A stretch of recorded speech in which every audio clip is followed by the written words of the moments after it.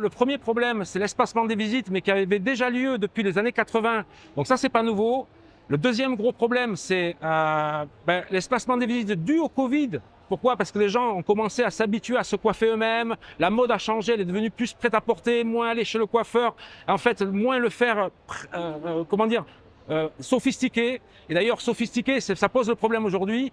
Le troisième gros problème, c'est l'augmentation énorme de plusieurs charges. Électricité numéro 1, eau numéro 2 et bien sûr produit numéro 3. Et ça, c'est un énorme problème pour les coiffeurs parce qu'évidemment, ils n'ont pas anticipé sur leur prix. Et du coup, ils se sont fait ébouillanter sur ce sujet-là sans anticiper. Et demain, ça va être encore pire parce qu'en fait, on a encore un quatrième problème qui sont les coiffeurs à domicile qui explosent, c'est-à-dire des salons fantômes avec des salariés qui sont déjà prêts en prenant les clients des salons. Et toute cette conjoncture fait que automatiquement, ça va faire disparaître le CDI. C'est un énorme problème. Il est important que les chefs d'entreprise se forment aujourd'hui au business, au mentoring. Et c'est le problème qui se passe, mais ça fait 20 ans qu'on en parle, les choses ne changent pas et c'est une erreur parce qu'aujourd'hui, on paie la facture. Il y a évidemment beaucoup de solutions puisque moi j'ai un grand espoir puisque la coiffure ne s'arrêtera pas, on a toujours su s'adapter.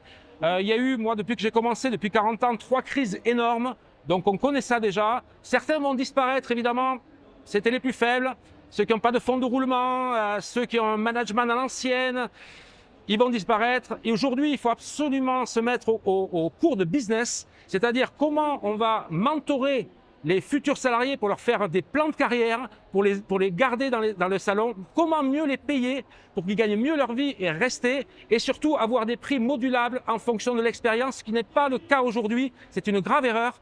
Donc aujourd'hui, pour augmenter les prix positivement, il ne faut pas augmenter tout le salon, il faut augmenter certaines personnes du salon ou certaines heures dans le salon. Et je pense que demain, le salon du futur sera hybride, c'est-à-dire qu'il y aura ces systèmes d'expérience, il y aura bien sûr de la location de fauteuils, parce que ça va rentrer en jeu, et il y aura de la formation aussi, c'est-à-dire que les coiffeurs pourront faire de la formation, 2 jours de salon, 2 jours de formation, 2 jours de location de fauteuil. Pour moi, ça sera peut-être le futur.